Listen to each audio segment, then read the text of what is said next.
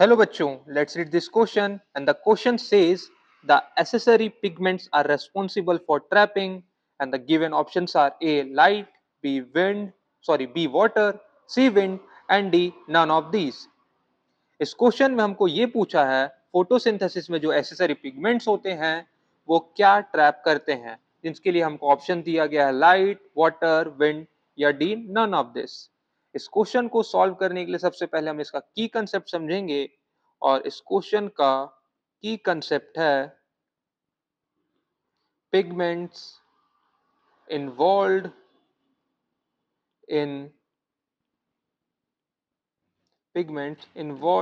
In photosynthesis. यानी कि photosynthesis के प्रोसेस में जो पिगमेंट्स इन्वॉल्व होते हैं हमको उनके बारे में जानना होगा। तो मेनली फोटोसिंथेसिस के प्रोसेस में 4 पिगमेंट्स इन्वॉल्व होते हैं, जो जिनमें पहला होता है हमारा क्लोरोफिल ए, दूसरा होता है हमारा क्लोरोफिल बी,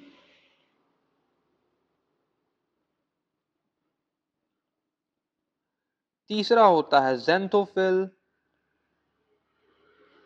और चौथा होता है हमारा carotenoids. Xanthophyll and fourth one is carotenoid, जिसमें से हम क्लोरोफिल ए को बोलते हैं हमारा चीफ पिगमेंट और बाकी 3 बचे chlorophyll B, xanthophyll and carotenoids, उनको बोलते हैं हम एसेसरी पिगमेंट्स।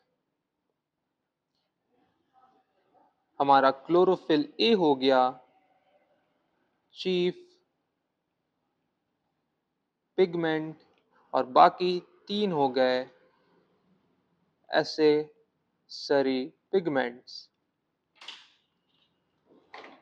और ये जो पिगमेंट्स हैं हमारे फोटोसिंथेसिस के पिगमेंट्स, चाहे वो एसेसरी हो या चीफ हो, चाहे वो चीफ हो या फिर एसेसरी पिगमेंट्स हो, सारे पिगमेंट्स का काम होता है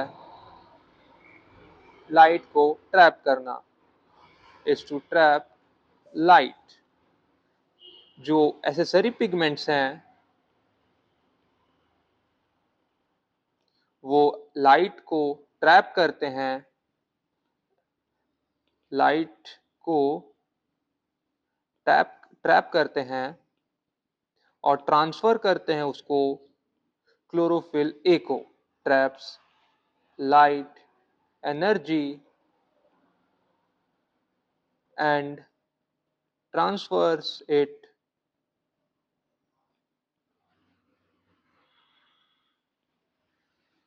to chlorophyll A।